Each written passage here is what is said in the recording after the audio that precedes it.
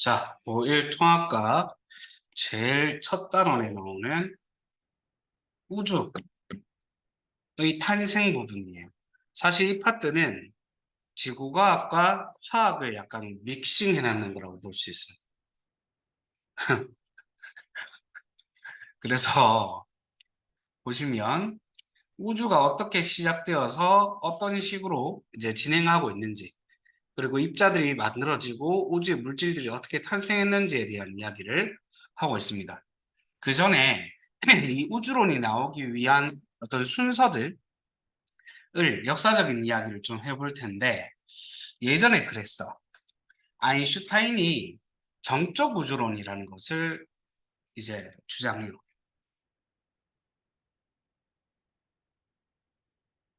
정적 우주론이라는 게 뭐냐면 우주는 더 이상 커지지도 않고 줄어들지도 않고 그 상태 그대로 있을 거다 이렇게 얘기를 했어. 근데 그때는 조금 무명의 학자였던 프리드만이라는 사람이 구소련 출신이야, 이 사람이. 아닌데요, 팽창 우주론인데요, 팽창하는데요, 이렇게 주장했단 말이야. 그럼 사람들 누구 말을 들었겠어? 아인슈타인 말을 들었겠지? 니 뭔데 건방지게 아인슈타인 박사님이 얘기하는데 그걸 뭐 태클을 걸고 니 뭐 되나? 이렇게 얘기를 하고 있던 와중에 허블이라고 하는 사람이 우주가 팽창한다라는 것을 간단한 식으로 밝혀내버려. 우주가 팽창한다라는 것을 밝혀내버려. 허블의 법칙이라는 걸 통해서. 그래서 우주가 팽창한다라고 하는 건 기정사실화되어 있고 어떤 식으로 팽창할지에 대해서 이제 조지 가모프라는 사람과 호일이라는 사람이 대립되게 돼. 근데 조지 가모프는 구스라는 사람인데 대학교를 워싱턴 대학교를 나왔어. 약간 뭐랄까 이제는 소련이랑 미국이랑 대치 상황이었거든. 그래서 호일은 전통 미국파란 말이야. 사람들이 호일 쪽으로 좀 믿음이 더 치우쳐져 있는 형태겠지. 그래서 둘이 대립하다가 누가 인정이 되었냐면 왼쪽에 있는 조지 가운프가 주장했던 빅뱅 우주론이 더 인정이 돼요. 왜냐면 조지 가운프는 두 가지 증거를 제안을 했거든. 빅뱅 우주론에 대해서. 근데 그 증거가 사실로 밝혀지면서 조지 가운프가 맞았다 이렇게 돼요. 그 증거가 중요한데 증거는 좀 이따 보고 우리가 오늘은 조금 더 자세히 볼 게 일단 허블의 법칙 좀 자세히 보고 그다음 얘들이 주장했었던 내용을 좀 보도록 할게요. 허블의 법칙은 뒤쪽에 나와서 뒤쪽을 먼저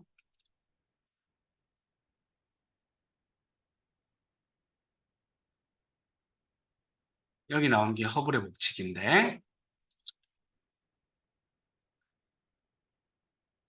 자 대부분 외부 은하에서 은하를 살펴봤더니 적색 편의 현상이 생기는 거야. 적색 편의가 뭐냐면은 이렇게 외부 은하에서 지구로 빛이 들어올 때 그 빛을 쪼개면 특정 부분에 빛이 이렇게 없어요. 이걸 흡수 스펙트럼이라고 그래. 왜 없냐면 우주와 그 은하와 지구 사이에 어떤 저온의 기체 원소들이 그 빛의 일부분을 흡수해 버렸답니다. 다시 저온의 기체 원소들이 흡수했는 빛은 검정색으로 나옵니다. 근데 그 원소들마다 나타나는 선의 개수, 선의 위치가 다 다르단 말이지. 그러면 이 선의 개수랑 위치는 항상 똑같아야 되는데 이 선이 점점점 빨간색 쪽으로 치우쳐지는 거야. 다시 정지 상태에 있는 게 여기인데 가까이에 있는 은하를 보면은 조금 빨간색 쪽으로 치우쳐지고 멀리 있는 은하를 보면은 많이 오른쪽 빨간색 쪽으로 치우쳐진다는 걸 볼 수가 있죠. 무슨 얘기를 하고 싶은 거냐면 적색 쪽으로 흡수 스펙트럼의 흡수선이 치우쳐진다라는 거예요. 근데 이 적색 편의 현상이 왜 생기는지를 알아야 돼. 적색 편의 현상이 생기는 이유는 그 은하가 지구로부터 멀어지고 있기 때문입니다. 멀어지게 되면은 파장이 늘어나게 되는데 파동은 빛도 파동이니까 파장이 늘어나게 되는데 빛은 파장이 늘어나게 되면 색깔이 변해요. 이게 적색 쪽으로 변한단 말이야. 이 흡수 스펙트럼의 흡수선이 적색 쪽으로 치우쳐지게 되는 것은 파장이 늘어나는 거고, 파장이 왜 늘어나냐면 멀어지고 있기 때문이라는 거죠. 오케이. 근데 빨리 멀어지면 빨리 멀어질수록 빨간색 쪽으로 치우쳐지는 적색 편이가 커요. 그러면 멀리 있는 은하랑 가까이 있는 은하 중에 누가 더 빨간색 쪽으로 많이 치우쳐졌어? 멀리 있는 은하지? 그러니까 멀리 있는 은하가 더 빨리 멀어지고 있다라는 거예요. 근데 이 간단한 원리는 우주가 팽창한다라는 것 증거가 될 수 있어요. 왜냐면 우리가 풍선 같은 걸 불어놓고 그 풍선에다가 스티커로 점을 이렇게 찍어놨어. 2개. 후후 불잖아? 그러면은 그 풍선의 크기가 커지면 커질수록 그 스티커와 스티커 사이의 간격이 더더더더 멀어지거든. 그 말의 즉슨 우주가 팽창해야지 더 빨리 멀어진다라는 거야. 그래서 적색 편이가 일어난다라는 것은 저 은하가 멀어지고 있다라는 것이고, 멀리 있는 은하가 더 빨리 멀어진다라고 하는 것은 우주가 팽창한다라는 거가 이제 된단 말이야. 그래서 보시면 우리 은하가 있고 7,100km, 14,200km 이렇게 거리가 2배가 되니까 후퇴 속도도 2배가 되고 적색 편이랑도 2배가 되는 거야. 그 문제. 자, 정지 상태 A, B 있는데 멀리 있는 은하는 A일까요? B일까요? B제요. 왜? 적색 편이량이 더 크니까. 이해돼요? 그래서 이 허블 RC가 간단한 식으로 이걸 정리해버려요. V는 허블 상수 곱하기 은하까지의 거리. 그러니까 R이 커지면 커질수록 V가 커지겠지. 멀리 있는 은하면 멀리 있는 은하일수록 후퇴하는 속도, 즉 은하가 멀어지는 속도가 더 빨라진다는 거예요. H는 허블 RC가 그냥 구해놓은 상수. 허블 상수가 얼마냐면 보통 오차가 조금 있긴 있는데 71 플러스 마이너스 3 킬로미터 퍼 세크 퍼 메가파섹. 1 메가파섹에 떨어져 있는 은하는 1초에 71 플러스 마이너스 3 킬로미터씩 멀어진다는 거예요. 근데 여기서 R 은하까지 거리를 곱하면 메가파섹, 이게 거리거든. 메가파섹이 약분되면서 뭐가 나? 속도가 이렇게 나온다.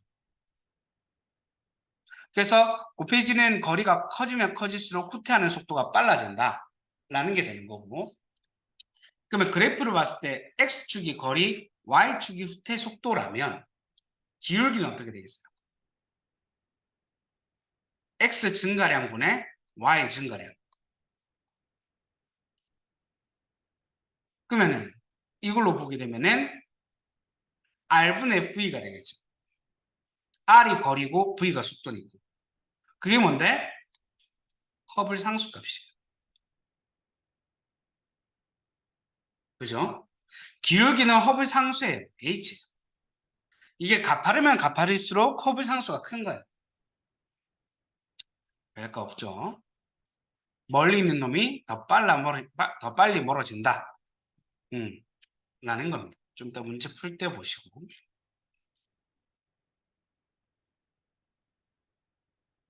다시 되돌아와서.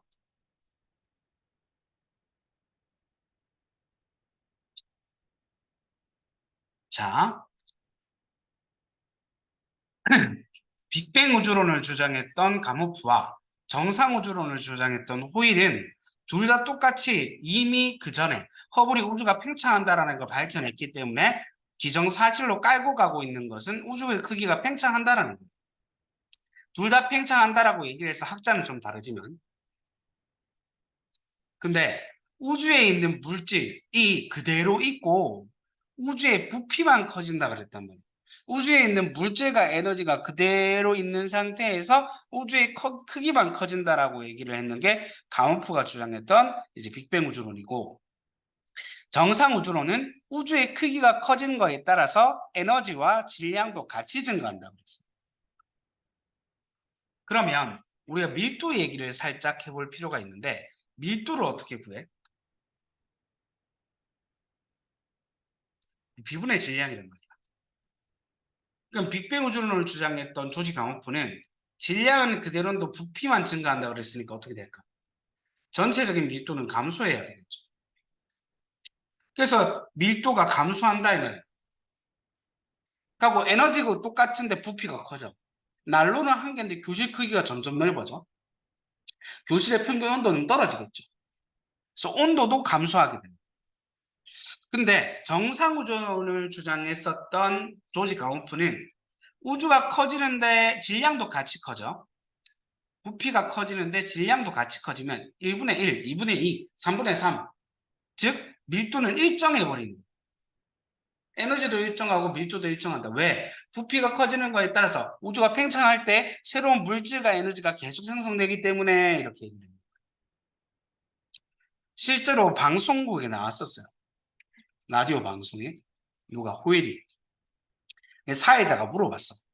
그 조지 강호프가 그렇게 얘기했는 거에 대해서 어떻게 생각하십니까? 호일이 그런 얘기를 해. 말도 안 되는 얘기를 하고 있어. 그 아저씨 얘기가 맞으려면은 우주가 폭발하고 있어야 돼요. 그럼 우주가 폭발하는 거니까 큰 폭발이게요? 이걸 영어로 했겠지. 빅뱅 이렇게 얘기를 했겠지. 그래서 그때부터 조지 강호프가 주장했었던 이제 우주론이 빅뱅 우주론이 된 거야. 이름은 누가 붙여준 거야? 후일이 붙여준 거야. 뭐 이런 내용인데. 그래서 빅뱅 우주론을 우리가 조금 더 자세히 배워볼 필요가 있어요. 빅뱅 우주론의 확립은 여러 증거들이 관측됨에 따라서 빅뱅 우주론이 인정되는 거예요. 증거로 제안했던 것들이 다 사실로 밝혀지면서. 자, 빅뱅 우주론과 입자의 얘기를 같이 해야 돼요. 빅뱅 우주론을 얘기를 하려면 입자를 얘기를 해야 되니까 입자를 디테일하게 볼게요. 물질은 원자로 되어 있죠. 원자는 원자핵과 전자로 이루어져 있습니다. 가운데 있는 원자핵은 플러스를 띠고 있는 양성자와 아무것도 안 띠고 있는 중성자로 이루어져 있습니다. 여기까지가 중학교 때까지 배웠던 내용이에요. 근데 조금 더 파고들면은 양성자랑 중성자를 구성하고 있는 입자가 있어요. 그걸 우리가 쿼크라고 해요. 쿼크. 이거 완전 기본 입자라고 불러줄 수 있거든. 이가 기본 입자야. 쿼크랑 렙톤이 있어요, 사실. 렙톤, 렙톱이 아니라 톤. 렙톤을 한국말로 바꾸면 경입자예요. 쿼커는 6가지 종류가 있는데 렙톤도 6가지 종류가 있어요. 업 쿼크, 다운 쿼크, 바텀 쿼크, 탑 쿼크, 참 쿼크, 스트레인지 쿼크. 이게 번역하면 위 쿼크, 아래 쿼크, 바닥 쿼크, 꼭대기 쿼크, 이제 매력적인 쿼크, 그 다음에 기묘한 쿼크 이렇게 직역을 해버려가지고 실제로 그렇게 책에 적혀 있어요. 매력적인. 매력적인. 음. 그 다음에 렙톤은 제일 유명한 게 전자, 뮤온, 타우. 그다음에 전자 중성미자, 뮤온 중성미자, 타우 중성미자 이렇게 세 가지 중성미자 세 종류. 우리가 알고 있어야 되는 건 업다운이랑 전자. 왜냐면 얘네들이 원자를 만들거든. 볼게요. 양성자랑 중성자는 세 개의 쿼크가 결합해서 만들어져. 그래서 양성자는 플러스를 띄고 중성자는 전기를 안 띄어요. 다 알고 있는 내용이죠. 그래서 우주가 폭발하면은 작은 입자들부터 만들어지는데 바로 이 쿼크랑 전자, 경입자가 만들어지고 그 다음에 쿼크들이 합체해서 양성자나 중성자가 되고 그 다음에 양성자랑 중성자가 합체해서 원자핵이 되고 그 다음에 전자가 원자핵을 돌면서 원자가 만들어지는 거예요. 오케이? 요 순서인데 요 순서로 만들어질 때 우주의 어떤 변화가 생겨요. 그 변화를 증거로 제안합니다. 자세히 한번 보도록 할게요.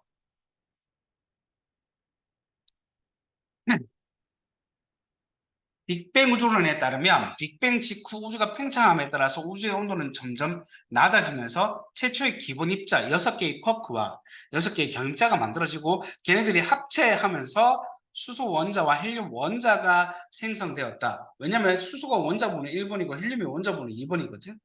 그러니까 얘네들부터 양성자가 1개, 2개 있으니까 얘네들부터 만들어져야 되겠지. 작은 애들부터. 뭐 그렇게 되었다라는 건데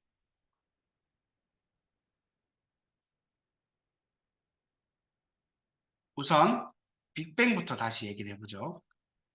지금 우주에 있는 모든 에너지와 모든 물질들이 하나의 점에 있었어. 그러면 그 점은 어떨까? 밀도가 어마어마하게 높고 온도가 뭐 어마어마하게 높겠죠. 초고온, 초고밀도의 한 점이 있었는데 원인은 아직까지 몰라. 어떤 원인으로 인해서 이게 폭발했어요. 그래서 우주가 시작되었습니다. 폭발 직후에는 우주가 매우 높았기 때문에 입자가 존재할 수 없었어요. 여기서 한 게 입자는 에너지가 될 수도 있고요. 에너지는 입자가 될 수도 있어요. 왔다리 갔다리 할 수 있어요. 쌍생성, 쌍소멸이라. 생성되는 거 생성, 없어지는 거 소멸. 그 입자랑 에너지를 이제 똑같이 생각해 주세요. 온도가 낮아지면 낮아질수록 입자가 늘어나고 온도가 높아지면 높아질수록 에너지가 늘어납니다. 일단 이렇게 알고 있고 기본 입자의 생성 6개의 쿼크랑 6개의 경입자가 생성이 됩니다. 예, 우주의 온도가 급격하게 팽창하면서 온도가 낮아져요. 그 난로는 한 개인데 교실 크기가 점점 커진다 이 말이에요. 그럼 평균 온도가 점점 떨어질 수밖에 없겠지. 그래서 많은 입자들이 생성돼요. 그래서 양성자랑 중성자가 만들어지는데 쿼크 3개가 결합합니다. 양성자는 업, 업, 다운, 중성자는 업, 다운, 다운. 양성자 한 개는 플러스 3분의 2의 전하량을 띠고 있고 양성자란다. 업 쿼크 한 개는 다운 쿼크 한 개는 3분의 1의 마이너스 3분의 1의 전하량을 띠고 있어요. 그럼 플러스 3분의 2, 플러스 3분의 2, 마이너스 3분의 1 다 합치면 얼마예요? 플러스 1이죠. 3분의 3이니까. 그래서 양성자 한 개는 플러스 1의 전하량을 띠게 됩니다. 얘는 플러스 3분의 2, 마이너스 3분의 1, 마이너스 3분의 1 다 합치면 빵. 그래서 중성자는 전기를 안 띠고 있어요. 그래서 양성자랑 중성자가 우주에 생성됐어. 근데 양성자가 중성자가 될 수도 있고 중성자가 양성자가 될 수도 있어요. 왔다리 갔다리 했어요. 그런데 양성자가 중성자가 되기 위해서는 에너지를 흡수해야 되고 중성자가 양성자가 되기 위해서는 에너지를 방출해야 돼요. 그럼 상식적으로 우주의 온도가 떨어지고 있으니까 에너지를 흡수해야 되는 반응은 잘 일어날까? 잘 안 일어날까? 잘 안 일어나겠지. 그래서 결국은 양성자에서 중성자의 전환이 잘 안 일어나고 중성자가 양성자로 전환되는 것만 주로 일어나게 됩니다. 그러면 양성자의 개수가 중성자의 개수보다 많아질 수밖에 없겠죠. 뒤에 나오지만 그냥 여기서 간단하게 한번 더 볼게요. 제일 처음에는 양성자가 있고 중성자가 있었는데 이게 1대1이었어. 그런데 서로 전환이 되는데 이게 잘 안 일어나고 주로 이것만 일어나다 보니까 12대 sorry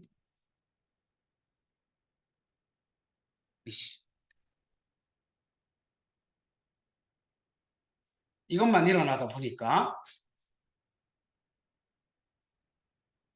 왜? 14대 2가 된 거야.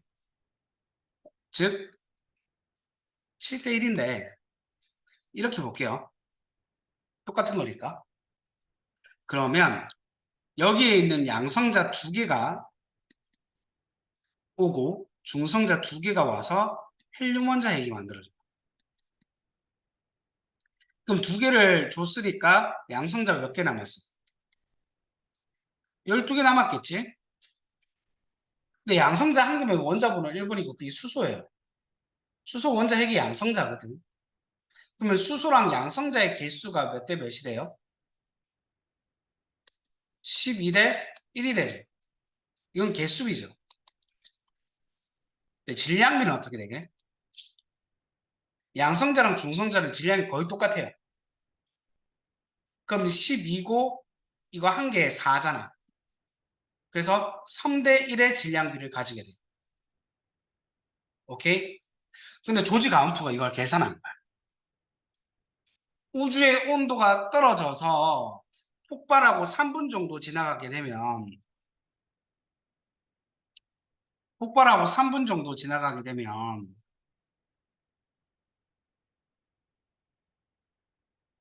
이 3분이 중요해요. 거의 뭐 오뚜기만큼 중요해요.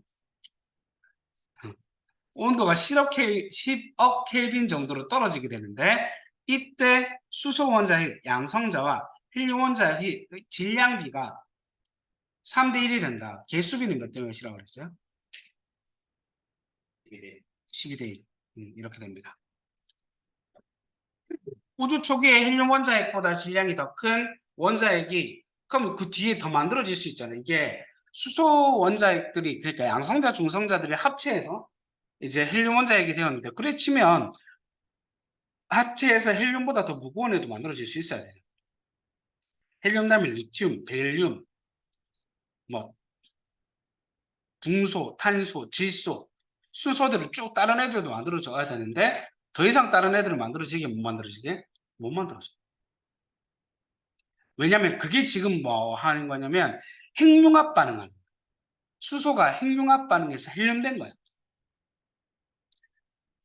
수소 핵융합 반응했는 건데 그렇게 핵융합 반응하기 위해서는 두 가지 조건이 필요해요. 밀도가 높고 온도가 높아야 돼. 근데 우주가 폭발하면서 온도와 밀도가 점점 떨어지죠. 크기가 커지잖아. 에너지는 똑같은데. 그러니까 평균 온도가 떨어지잖아. 부피가 커지는데 질량이 그대로니까 밀도도 떨어지잖아. 온도와 밀도가 점점 낮아지다 보니까 추가적인 더 무거운 원자핵이 만들어지는 반응은 못 일어났다. 헬륨 원자핵보다 질량이 더 큰 원자핵이 생성되지 못한 까닭은 우주의 뭐가 계속 떨어지고 있어서 온도가 계속 낮아졌어. 또 밀도가 계속 낮아졌어. 추가적인 반응은 못 일어났다. 자, 업, 업, 다운, 업, 다운, 다운가 했던 얘기고. 헬륨 원자핵이 만들어지는데 어떤 식으로 만들어질 수 있냐면 이렇게 중수소가 이것도 좀 보고 갑시다. 양성자 한 개 있어. 경수소 혹은 그냥 수소라고 그래요. 양성자 한 개, 중성자 한 개 있어. 중수소라고 그래요. 양성자 한 개에 중성자 두 개 있어. 삼중수소라고 그래요. 아니 이런 젠장한 똑같은 수소인데 이름이 다 다르지. 이게 같은 원소임에도 불구하고 중성자의 개수가 달라가지고 질량이 다른 이 친구들을 동위 원소라고 불러줍니다. 뭐 어쨌든 양성자 한 개에 중성자 한 개에 있는 중수소가 만들어지고 양성자가 먼저 결합해버리게 되면은 양성자가 두 개라서 원자 번호가 2번인 헬륨이 만들어지는데 이 헬륨은 질량수가 3이에요. 불안정해. 양성자는 플러스 1, 플러스 1, 플러스 전기를 띠고 있으니까 서로 밀어낼 거 아니에요. 사실 중성자가 밀어내려고 하는 거 싸우지 말고 붙어 있어라 이렇게 말리고 있단 말이에요. 근데 1대1로는 적어도 1대1로는 말려야 돼. 말려야 돼. 근데 지금 중성자가 한 개밖에 없으니까 말리기 힘들어요. 거의 뭐 짠 거예요.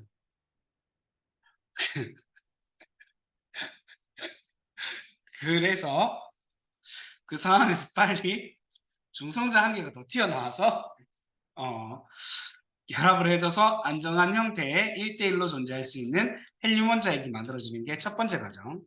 그 다음에 중수소가 만들어지고 양성자 말고 중성자가 먼저 결합을 했어. 삼중수소가 만들어졌단 말이야. 우주는 그래요. 우주에는 쓸데없이 붙어 있는 것도 불안정. 중성자는 양성자들 싸우지 말라고 말리는 친구인데 양성자가 한 명밖에 없는데 싸울 애가 양성자가 없는데 중성자만 덕지덕지 붙어 있단 말이야. 이것도 불안정해. 그래서 빨리 쌓을 수 있는 양성자 한 개가 뒤에 결합해서 안정된 형태의 헬륨 원자핵이 만들어지는 과정. 이렇게 헬륨 원자핵이 만들어질 수도 있어요. 이렇게 두 과정. 중수소가 있고 양성자가 먼저 결합을 하느냐, 중성자가 먼저 결합을 하느냐에 따라서 달라질 수 있습니다. 그럼 이거 중학교 2학년 때 나온 건데 우주의 온도가 도시를 안 쓰고 켈빈을 쓰는데 켈빈이 도시보다 273도 정도 더 낮아요. 그래서 도시에 273도를 더해야지 켈빈이 된다. 라는 거. 아까 했던 얘기를 조금 더, 아니, 그 다음에 방금까지 우리가 봤던 게 뭐냐면 수소와 헬륨 원자 핵이 만들어지는 거였죠. 원자가 아니었잖아. 그러니까 물어봅시다. 원자랑 원자 핵이랑 차이점이 뭐예요? 뭐를 돌리고 있는 게 안 돌리냐 안 돌리냐가 차이점이 전자지, 전자. 가운데 원자 핵 주위에 전자를 돌리고 있으면 원자고 전자 없으면 원자 핵이지. 그러면 아까 전에 기억해봐. 원자 핵이 만들어지는데 얼마 걸린다고 그랬어? 3분 걸린다고 그랬지. 오뚜기. 그치? 이 시간도 중요하니까 외워놔야 돼. 3분 걸려. 근데 그러면은 전자만 돌리면 되니까 그 다음은 되게 빨리 일어날 수 있을 것 같잖아? 폭발이 빅뱅이 일어나고 3분 뒤에 원자핵이 만들어지고 원자가 만들어지려면 주위에 전자를 원자핵 주위에 돌리려면 38만 년이 걸려. 3분 다음에 38만 년이 지나야 뭔가 일어날 수 있어. 이거 시간도 기억해 주셔야 됩니다. 왜냐면 이거는 원자의 구조랑 좀 관련이 있는데 원자의 구조는요. 가운데 원자핵이 있고 전자가 주변에 돌고 있어요. 그죠? 근데 돌고 있는 궤도가 좀 정해져 있어요. 전자가 지 멋대로 돌 수 있는 게 아니라 궤도를 돌고 있어요. 근데 바깥쪽 궤도로 나오면 나올수록 에너지가 어떻게 되게? 커져요. 참 못 찍는다. 자, 안쪽으로 들어갈수록 에너지가 어떻게 되겠어요? 작아지겠죠? 그래서 전자가 이 위로 올라가기 위해서는 이 궤도와 궤도 차이만큼의 에너지를 흡수해야 올라갈 수 있습니다. 그럼 거꾸로 에너지를 갖다 버리면 어떻게 돼? 음, 에너지를 방출하면 안쪽 궤도로 들어올 수 있어요. 근데 졸라리 많은 에너지를 흡수해 버리면 어떻게 될까? 원자 핵으로부터 탈출해 버려. 이해될까? 엄청 많은 에너지를 흡수하면 원자 핵으로부터 전자가 탈출할 수 있게 됩니다. 그러면 온도가 올라가면 올라갈수록 에너지를 많이 흡수할 수 있겠지.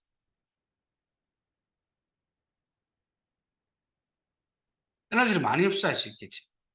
그러니까 우주의 온도가 너무 높을 때는 전자가 에너지를 개 많이 흡수해 버려 가지고 저 원자 핵으로부터 전자가 탈출해 버려. 전자랑 원자 핵이 따로 돌고 있어. 근데 어느 정도 온도가 돼야 되냐면 3000 켈빈 정도의 온도는 돼줘야 드디어 원자 핵이 전자를 붙잡아갖고 돌릴 수 있어. 그 정도지. 그래서 헬륨 원자가 만들어지는데 38만 년이나 걸리는 거예요. 근데 이때 기가 막힌 일이 일어납니다. 그게 어떤 일이냐면 원자 핵이 전자를 못 붙잡았어. 왜? 전자가 에너지를 흡수해가지고 들떠가지고 개나되고 있었단 말이야. 전자가 완전 개나되고 있었어. 에너지를 흡수해서 원자 핵을 탈출해서. 근데 이 전자가 그냥 나대고 있었던 것도 아니고 개나대고 있었으니까 어떤 일이 생기냐면 지나가는 빛이랑 자꾸 부딪혀요. 광자랑 전자가 부딪혀. 그럼 빛이 직진할 수 있어요, 없어요? 없죠. 그럼 어떤 일이 생기냐면 마치 안개가 낀 거랑 똑같이 돼요. 새벽에 나왔을 때 공기 중에 물방울이 떠 있어서 그 물방울에 빛이 부딪히면서 산란되는 뿌예요. 뿌예. 그래서 원자가 만들어지기 전까지는 불투명한 우주 상태였어요. 근데 원자 핵이 전자를 붙잡음으로부터 빛이 직진할 수 있게 되죠. 그러면 투명해지는 거예요. 투명한 우주가 만들어지게 돼요. 그러면 이때 어떻게 되겠어? 우주 전방향으로 모든 빛이 쫙 퍼지겠죠. 어. 그러면 첫 번째 우주 전방향으로 퍼져는 빛이 있을 거 아니야. 첫 봤다. 그 빛의 이름을 우리 뭐라 불러주냐면은 우주 배경 복사라 불러줍니다. 우주 배경 복사. 38만 년이 지나서 우주의 온도가 3000 켈빈이 되었을 때 원자 핵이 전자를 붙잡음으로써 이제 빛이 우주 공간 전체로 퍼져나가서 첫 번째 우주 전방향으로 퍼져나가는 그 빛, 그 빛을 우주 배경 복사라고 불러줘요. 근데 이 빛이 지금은 어떨까? 엄청 많은 거리를 여행했겠지. 우주 모든 방향. 거리가 멀어지게 되면 파장은 늘어져요. 아까 전에 봤잖아. 빛의 파장이 늘어나서 빨간색 쪽으로 흡수선이 치우치는 적색편의 현상이 생겼잖아. 근데 이게 개 많이 늘어져. 엄청 많이 늘어졌단 말이야. 그러면 빨간색도 넘어가 버려. 파장이. 적색을 넘어가면 적외선이 됩니다. 적외선을 넘어가면 마이크로파, 전파 영역으로 들어갑니다. 맞아요. 그 마이크로파를 쓰는 게 전자레인지죠. 그래서 마이크로웨이브라고 하죠. 전자레인지에 쓰는 마이크로파 형태 정도의 파장으로 지금 우주 배경 복사가 우주 전 방향으로 퍼져 있습니다. 마이크로파 형태로. 이거를 예측했는, 이 정도까지를 예측하고 계산했는 사람이 누구냐면은 바로 조지 가모프. 가모프가 예측을 했어요. 야, 그때는 3000 켈빈인데 지금은 한 2.7에서 3 켈빈 정도 되는 복사 에너지로 관측이 될 텐데 그럴 거야. 그 나 이름 미리 붙여놓을게. 우주 배경 복사라고 이름 미리 붙여놓을게. 이렇게 얘기를 했는데 이때 당시에 발표했을 때는 관측 기술이 별로라 가지고 그걸 관측할 수 있는 방법이 없었어. 근데 시간이 흐르면 관측 기술이 발달해 가지고 펜지어스하고 윌슨이라는 사람이 안테나 연구하던 사람들이었는데 이 전파를 찾았어요. 온도를 따져보니까 한 3켈빈 정도 되는 거야. 무슨 파로 들어오고 있는 거야? 마이크로 파로 들어오고 있는 거야. 예측했는 게 젠장을 다 맞아 떨어집니다. 우주에서 들어오는 거면 지구 어떻게 관측이 돼야 되겠어? 우주에서 들어오는 거니까 지구 전방향에서 다 관측이 돼야 되겠지. 그래서 돌아다니면서 관측을 해보니까 지구 전방향에서 모두 이 파동이 들어오고 있는 거야. 예측을 했는데 사실로 밝혀졌죠. 두 가지나 사실로 밝혀졌어요. 우주에 만들어졌던 수소와 헬륨의 질량비가 3대 1쯤 될 거야 그랬는데 흡수 스펙트럼을 분석해 보니까 진짜 3대 1인 거야. 그 다음에 우주 배경 복사가 관측이 될 거야 그랬는데 관측이 됐잖아. 두 가지 증거가 밝혀졌어. 그래서 이걸 더 자세히 조사하기 위해서 우리가 인공위성을 3개를 올렸어요. 첫 번째 코비라는 인공위성을 띄웠어. 근데 우주 전방향에서 균일하게 들어와야 될 이 우주 배경 복사가 어떤 데서는 안 들어오는 거야. 한 100만 분의 1 정도의 불규칙성이 관측이 돼. 왜지? 이거 인공위성이 후져가지고 그럴 거야. 그럼 세탁한 걸로 다시 만들어 올려보자. WMAP이라고 하는 인공위성을 쏘아 올렸습니다. 그랬더니 어떻게 될게? 똑같이 불규칙성이 관측이 돼. 이거 왜 불규칙하지? 그리고 좀 더 자세히 조사하기 위해서 플랑크 위성을 띄워서 살펴보았더니 이렇게 불규칙성이 관측되었어요.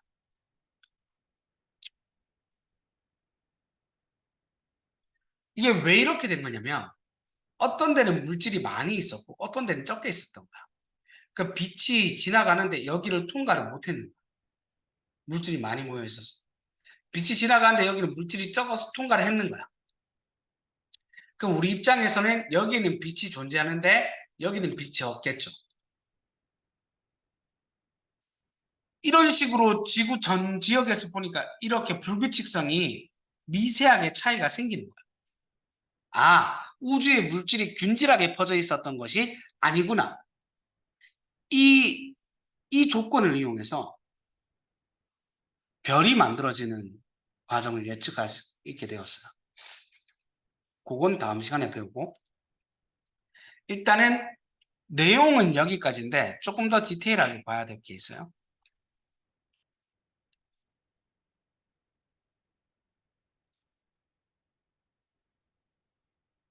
자, 일단 스펙트럼. 스펙트럼 뭐 별거 없어요. 빛을 쪼개는 게 스펙트럼이에요. 빛을 쪼개는데 백색감, 흰색의 빛을 쪼개면 빨주노초 파란보 이렇게 연속 스펙트럼이 나옵니다. 무지개가.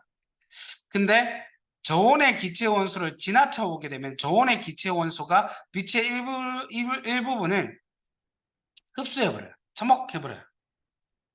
그럼 그 부분엔 빛이 있어 없어? 없으니까 흡수선이 나타나요. 검정색 선. 정확하게 얘기하면 저온의 기체 원소에 있는 전자가 처먹어요. 왜? 어떻게 처먹어? 안쪽 궤도에 있었던 전자가 빛의 에너지의 일부분을 흡수해서 들뜬 상태, 윗궤도로 올라가 버려요. 이거 올라가는데 필요한 빛을 흡수해버렸다는 거예요. 근데 이 궤도마다 가지는 에너지 값이 원소의 종류에 따라 다 달라요. 그럼 어떤 일이 일어나게 되냐면 흡수 스펙트럼의 선의 개수, 선의 위치가 원소마다 다 다른 거야. 궤도마다 다 다른 에너지 값을 가지고 있으니까 흡수하는 에너지도 다 다를 거 아니야. 그럼 위치가 달라지게 돼. 그리고 전자의 개수도 원소마다 다 다르기 때문에 전자의 개수에 따라서 나타나는 흡수선의 개수, 위치가 다 다른 거야. 에너지에 따라 위치가 다르고 개수에 따라 이제 선의 개수가 달라져. 그럼 방출 스펙트럼이라는 것은 뭐냐면 고온의 기체 원소에서 방출하는 빛을 쪼갰을 때 나오는 빛이야. 그러면 정확하게 이 선들은 누가 버렸는 빛이냐면 이 고온의 기체가 버린 빛이에요. 더 정확하게 얘기하면 들뜬 상태, 즉 에너지를 흡수해서 이렇게 위로 올라가는 전자들이 에너지를 다시 갖다 버리면서 안쪽 궤도로 되돌아올 때 방출하는 에너지죠. 이 빛이 선으로 나옵니다. 전자가 버린 빛이 선으로 나옵니다. 전자가 버린 빛, 전자가 처먹었는 빛. 전자가 아무 짓도 안 했는 빛. 오케이? 그래서 스펙트럼은 크게 세 가지가 있다. 연속, 흡수, 방출이 있는데 이 두 개를 묶어서 선 스펙트럼이라고 해요. 연속 스펙트럼 같은 경우에는 고온의 물체에서 나오는 빛 여기에서 가운데에 저온의 기체원소든 고온의 기체원소든 없어. 그냥 고온의 물체에서 나오는 빛이고 연속적으로 무지개가 나타납니다. 흡수 스펙트럼은 저온의 기체 원소를 통과해요. 그럼 저온의 기체 원소가 빛의 일부분을 처먹해버리죠. 그래서 흡수했는 부분에 흡수선이 나오게 됩니다. 방출 스펙트럼은 고온의 물체, 즉 들뜬 상태, 위로 올라가는 궤도에 있는 전자들이 안쪽 궤도로 되돌아오면서 버려는 빛. 전자가 버린 빛이 방출선으로 나오게 되는 거죠. 오케이? 뭐 자연스럽게 다 했는 얘기지만 안쪽 궤도에 있던 전자가 위로 올라가려면 에너지를 흡수해야 되고 위에 있는 게 안으로 되돌아오려면 에너지를 방출해야 된다. 그럼 에너지를 방출하는 선의 빛이 나타나면은 방출 스펙트럼. 빛이 이렇게 흡수당해서 흡수당하는 부분이 검은색으로 나오는 게 흡수 스펙트럼이 된다. 하고 흡수 스펙트럼에 다른 이름이 한 게 있어요. 별빛 스펙트럼이라고도 불러요. 별빛 스펙트럼의 분석. 별빛 스펙트럼이 뭐다? 흡수 스펙트럼이다. 원소의 종류에 따라서 전자의 개수와 에너지 값이 다르기 때문에 선의 위치, 개수, 간격, 굵기가 다른데 이 굵기는요. 질량에 따라서도 달라져요. 질량이 많이 있으면 기체 원소가 많이 있으면 많이 흡수해서 그 선의 굵기가 좀 굵어요. 흡수 스펙트럼의 흡수선의 굵기가 굵어. 그 다음에 우리는 지금까지 발견되는 어떤 모든 원소들을 스펙트럼을 저장해 놨어요. 그래서 어떤 원소를 봤을 때 스펙트럼을 보았을 때 이 원소가 어떤 원소라는 걸 우리가 알 수 있어요. 마치 사람 지문을 다 저장을 해놓고 지문 분석에서 누군지 아는 것처럼.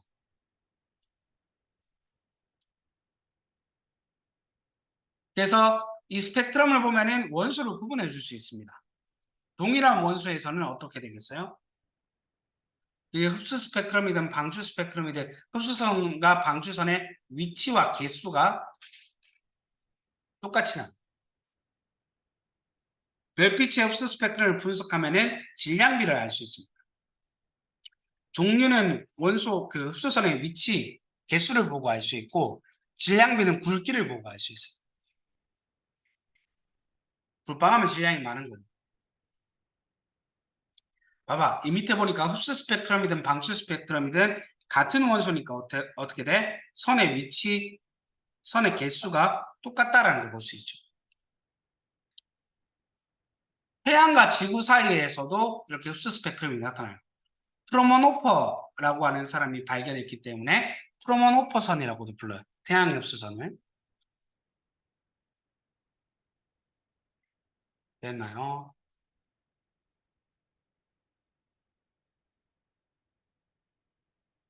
자, 이제 다 했어. 봐봐. 자, 백색감, 햇빛, 백열 정도는 이제 연속 스펙트럼이 나오고 특정 원소를 이렇게 가열했을 때는 방출 스펙트럼이 이렇게 나오게 됩니다.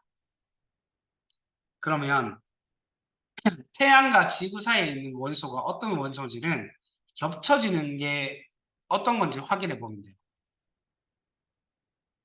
겹쳐지는 게.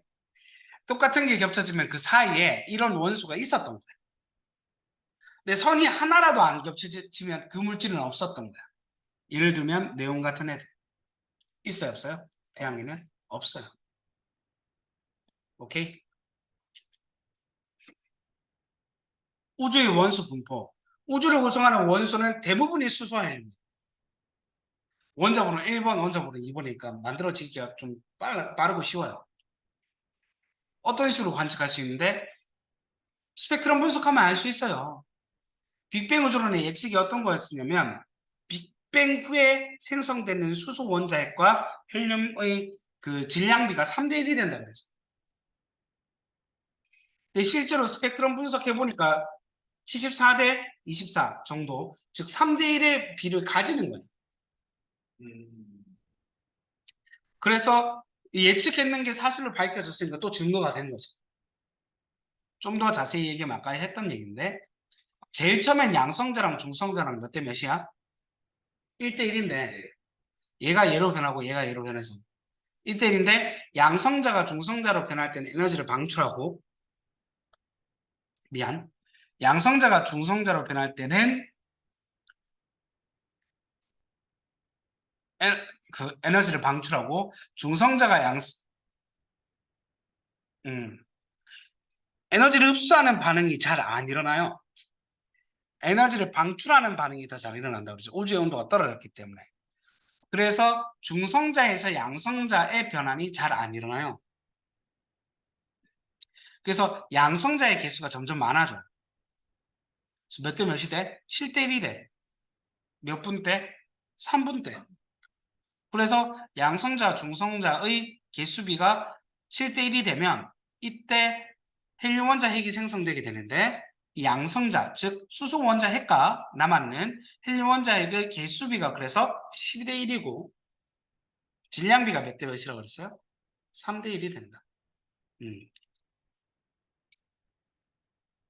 됐나요?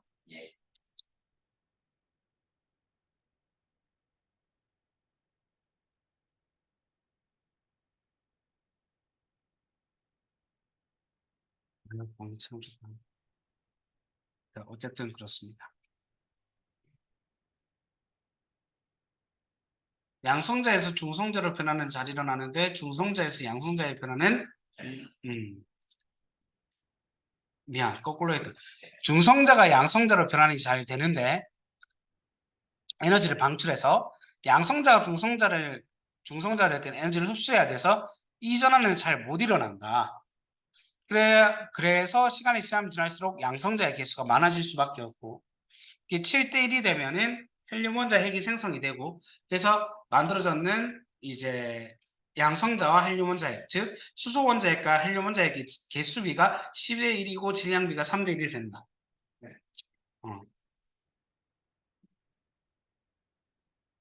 됐어요. 진도는 여기까지.